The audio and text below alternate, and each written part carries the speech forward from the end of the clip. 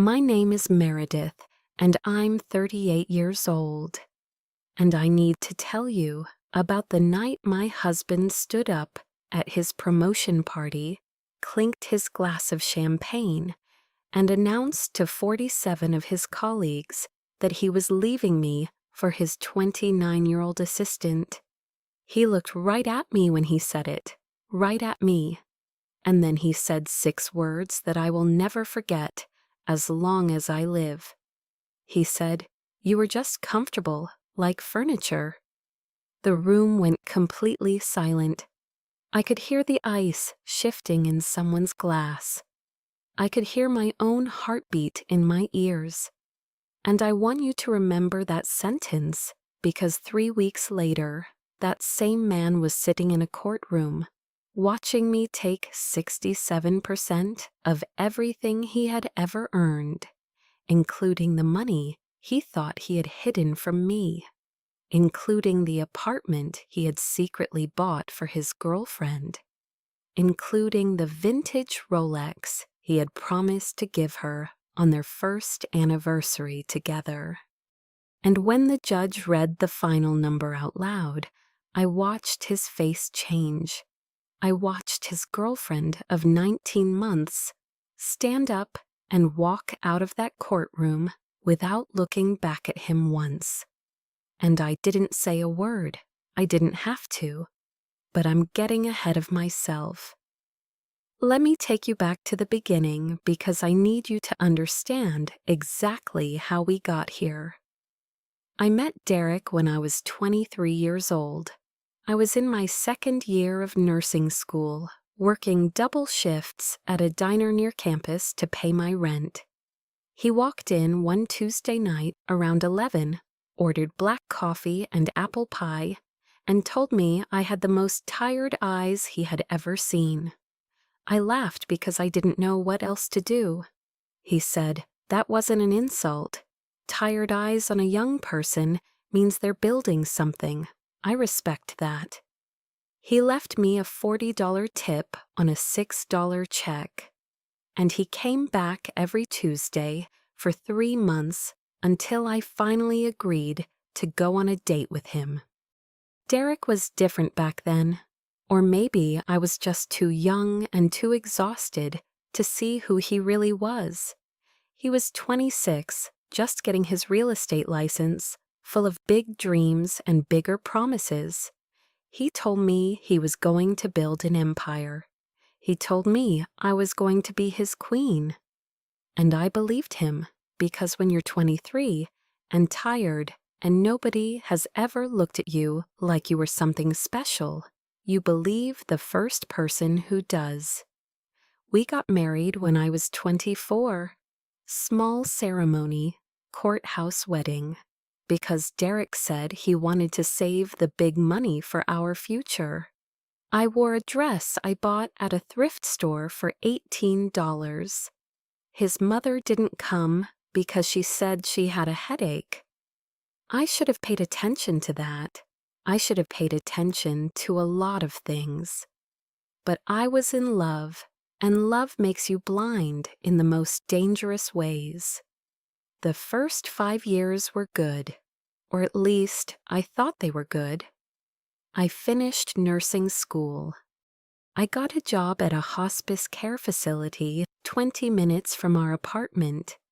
It wasn't glamorous work. It wasn't the kind of nursing that gets you on television shows or makes people call you a hero. I sat with dying people. I held their hands when their families couldn't be there. I changed sheets and administered medications and learned that the human body is both incredibly fragile and unbelievably stubborn at the same time. I came home smelling like antiseptic and sadness, and Derek would wrinkle his nose and tell me to shower before I touched anything. I told myself he was just sensitive to smells. I told myself a lot of things. Derek's career took off around year 6 of our marriage. He had a gift for sales, I'll give him that. He could walk into a room and make everyone in it feel like they were the most important person in the world. He could sell a tear-down shack as a diamond in the rough and make the buyer feel like they were getting the deal of a lifetime.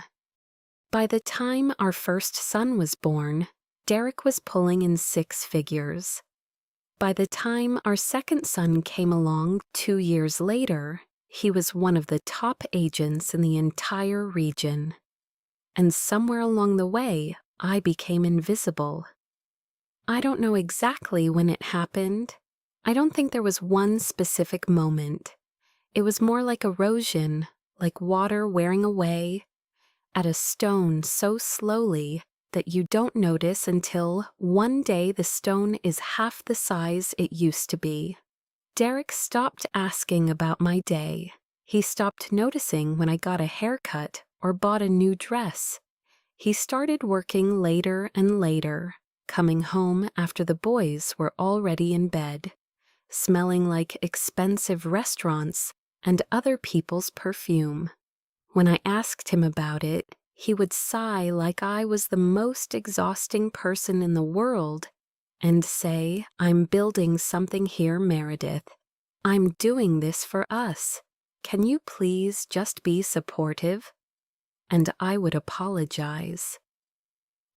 I would actually apologize for asking my husband why he came home at midnight smelling like another woman's perfume.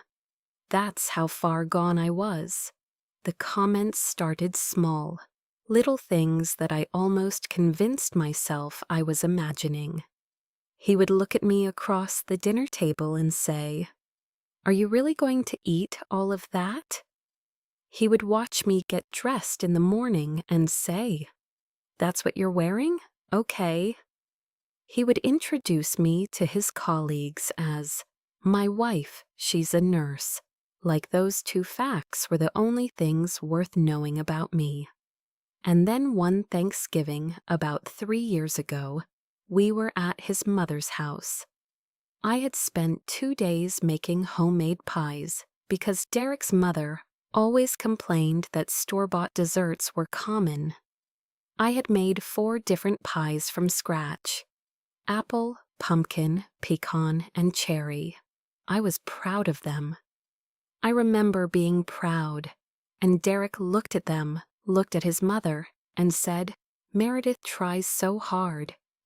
It's actually kind of sad sometimes. His mother laughed, his sister laughed, and I stood there in that kitchen holding a pie I had spent 6 hours making, and I didn't say a word. I just smiled and set it down on the counter and went to the bathroom and cried as quietly as I could. I need you to understand something about me. I am not a confrontational person. I never have been. I grew up in a house where silence was survival, where keeping your head down and your mouth shut was the only way to make it through the day. My father was a mean drunk, and my mother was a ghost who haunted her own house, and I learned very early that the safest thing to be was invisible.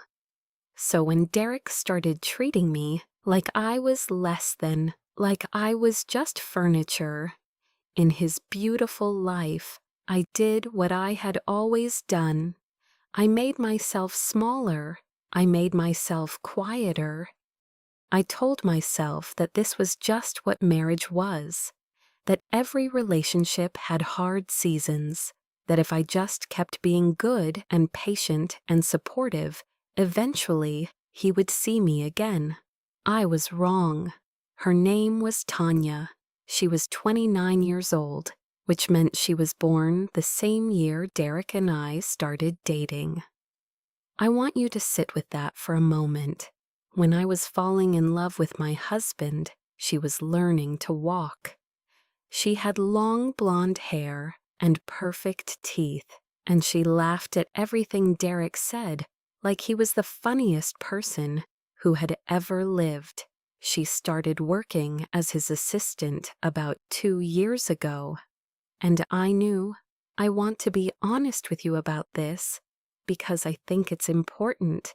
I knew something was wrong almost immediately. A wife knows, we always know. We just don't always want to admit it to ourselves. The first time I met Tanya was at Derek's office Christmas party. She bounced over to us in a red dress that cost more than my entire outfit and said, "Oh my God, you must be Meredith. Derek talks about you all the time." And then she looked me up and down, just once, just quickly, with this little smile on her face. And I knew right then what she was, what they were. But I didn't say anything. I just shook her hand and smiled and told her it was nice to meet her. Because that's what I had been trained to do. Smile. Be polite. Don't make a scene. Don't embarrass your husband. I found the first piece of real evidence 3 months later. Derek had left his phone on the kitchen counter while he was in the shower, and it buzzed with a text message. I didn't go looking for it. I need you to know that. I wasn't snooping through his things. It was just there, face up, on my kitchen counter. And the message said, "Last night was incredible. I can still taste you." It was from someone saved in his phone as Mike from accounting. There was no Mike in accounting. Derek worked in real estate. There was no accounting department. I stood there in my kitchen for 11 minutes. I know because I watched the clock on the microwave. I stood there and I read that message over and over, and I felt something inside me shift. It was like a door closing. It was like a light going out. And then I did something that surprised even me. I set the phone back down exactly where it had been. I went back to making breakfast, and when Derek came downstairs, I handed him his coffee and kissed him on the cheek and told him to have a good day at work. He never knew I had seen it. And that was the beginning of my plan. Here's what I need you to understand about the next 3 months of my life. I didn't cry. I didn't confront him. I didn't do any of the things that a betrayed wife is supposed to do.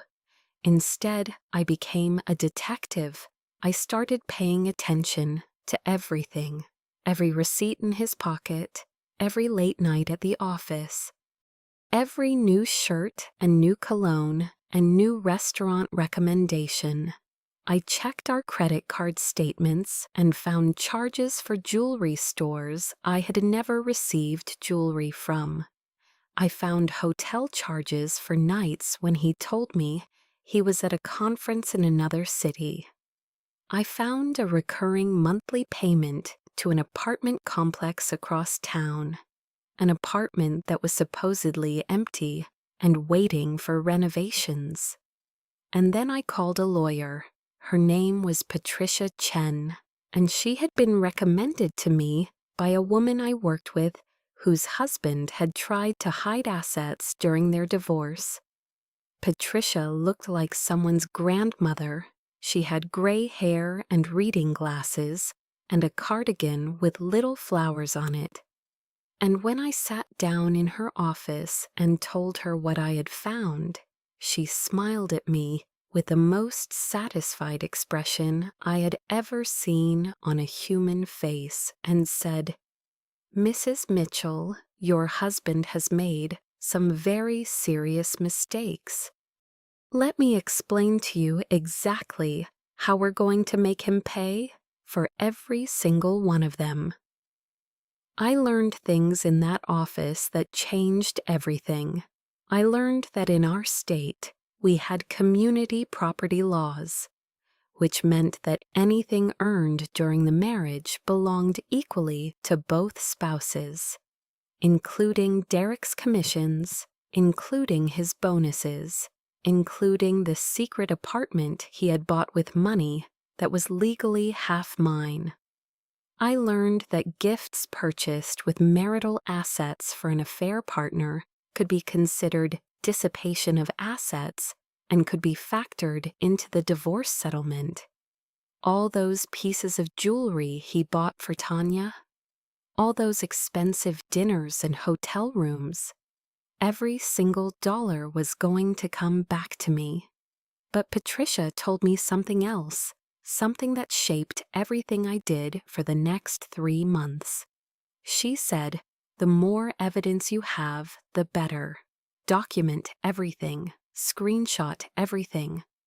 But don't let him know you know. The moment he suspects, he'll start hiding things better. Let him keep making mistakes. Let him bury himself. So that's what I did.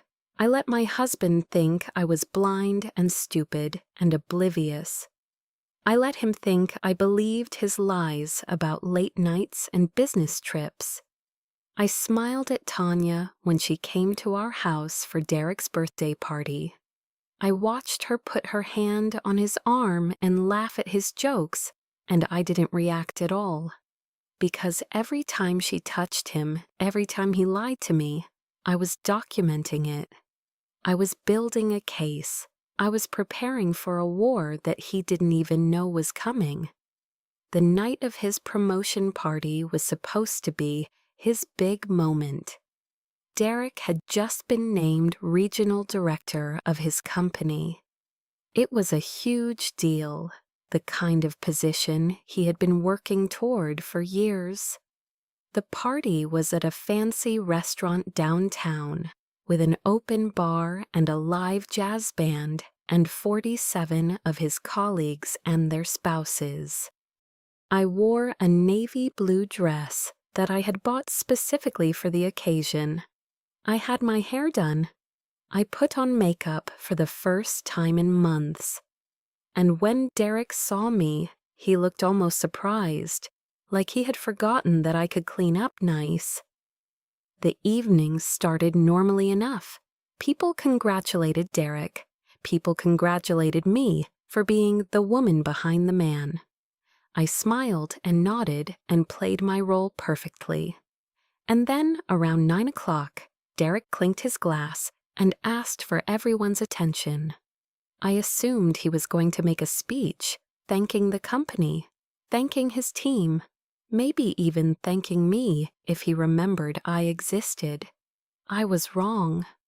I want to thank everyone for being here tonight, he said. This promotion means the world to me, but I also want to use this moment to make another announcement. Because life is too short to be unhappy, and I've spent too many years being unhappy. He paused. He looked at me. And then he looked across the room at Tanya, who was standing near the bar with a glass of champagne and a smile that made me want to throw up. I'm leaving my wife, he said. Meredith and I have grown apart. We want different things. And I've found someone who makes me feel alive again. He raised his glass toward Tanya. To new beginnings. The room was silent, absolutely silent.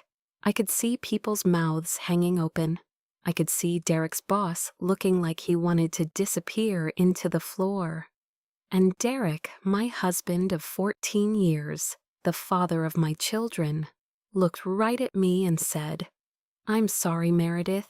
You were just comfortable, like furniture. I need more than that. I want to tell you that I stood up and screamed at him. I want to tell you that I threw my drink in his face, or caused a scene, or did any of the dramatic things that betrayed wives do in movies. But I didn't. I sat there for a moment, perfectly still. And then I picked up my purse, I stood up, and I walked toward the door.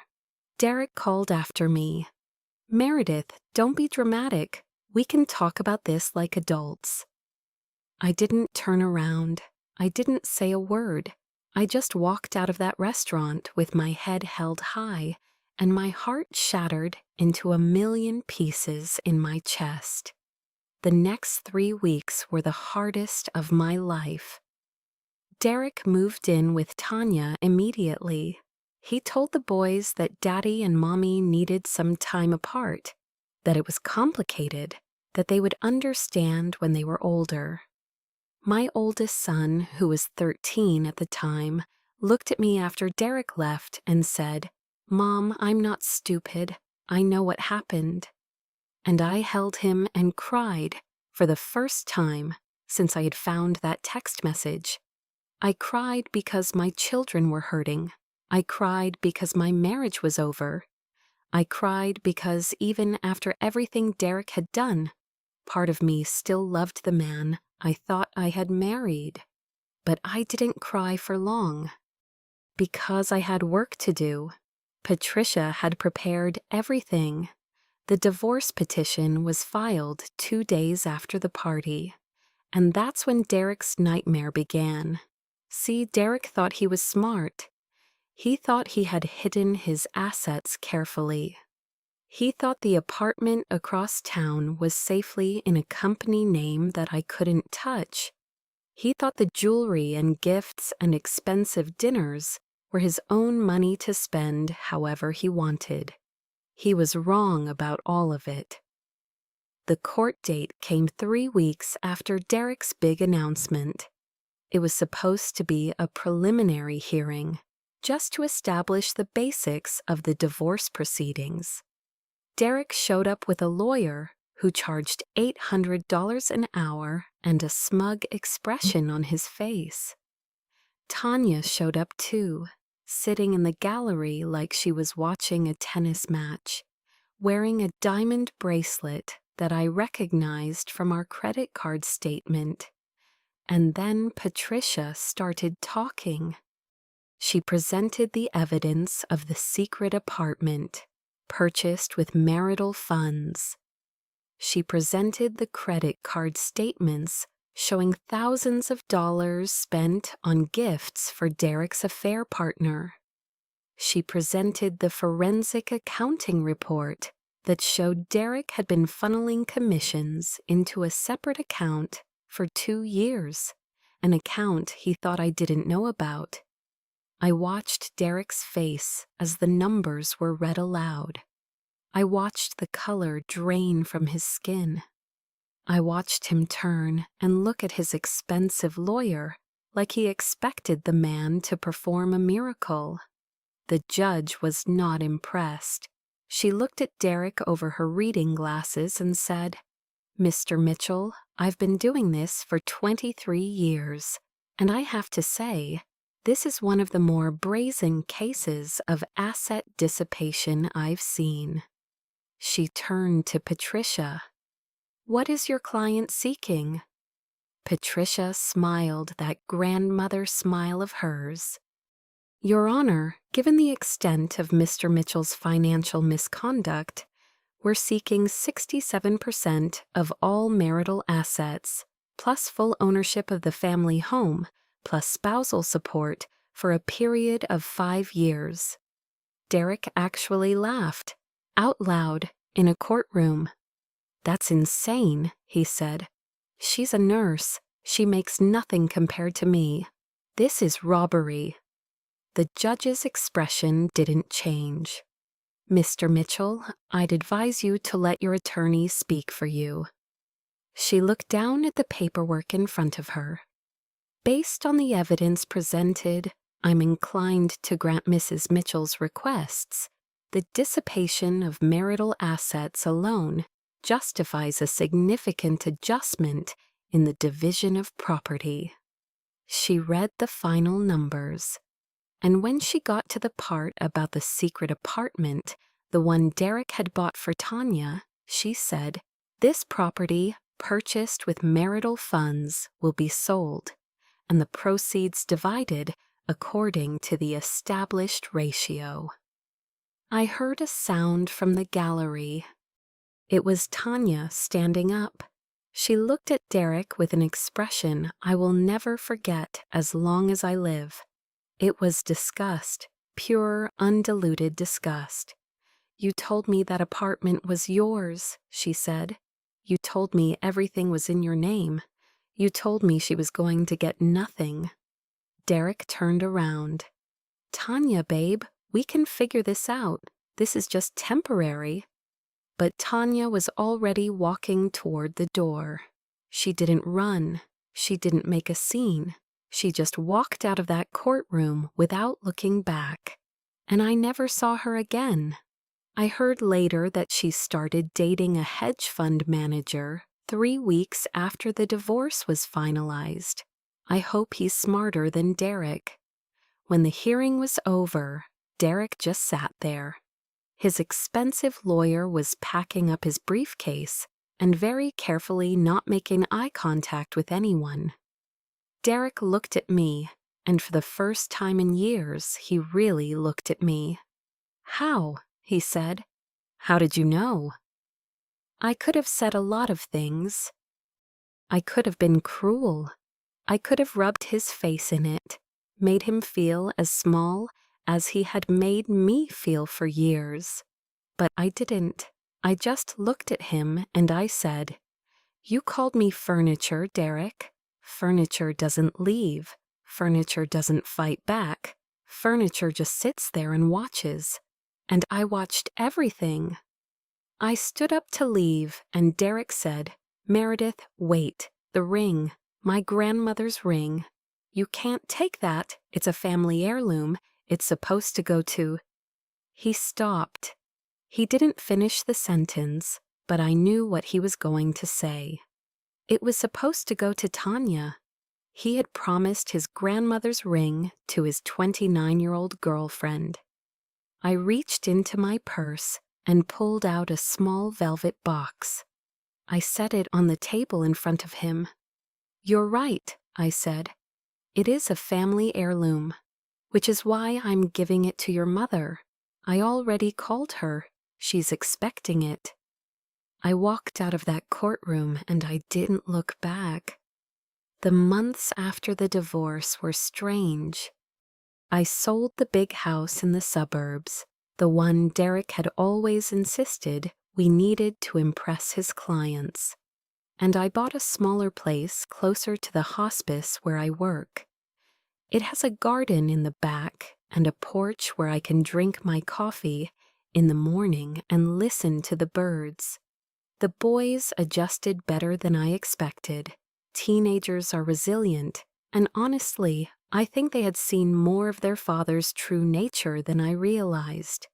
My oldest said to me once, "Mom, he was always kind of a jerk to you. I'm glad you're not sad all the time anymore." I'm not sad all the time anymore. That's the thing about betrayal. It breaks something inside you, but sometimes the thing it breaks needed to be broken. I spent 14 years making myself smaller, making myself quieter, making myself invisible so that Derek could shine. And now I'm visible again. I see myself in the mirror and I recognize the woman looking back at me. I had forgotten what that felt like. Last month, I ran into Derek's mother at the grocery store. I expected her to ignore me or maybe say something cruel. She had never liked me, not really. But instead, she stopped her cart and looked at me with tears in her eyes and said, "Meredith, I owe you an apology. I owe you 14 years of apologies. I watched my son treat you like nothing, and I laughed at his jokes, and I never said a word. That was wrong. You deserved better." I didn't know what to say, so I just hugged her. We stood there in the cereal aisle, two women who had both loved a man who didn't deserve it, and we cried together. I heard about Derek a few weeks ago. He's living in a small apartment on the other side of town. His real estate career never recovered from the scandal of his very public divorce. Apparently, wealthy clients don't love hiring someone who got caught hiding assets from his wife and humiliating her at a company party.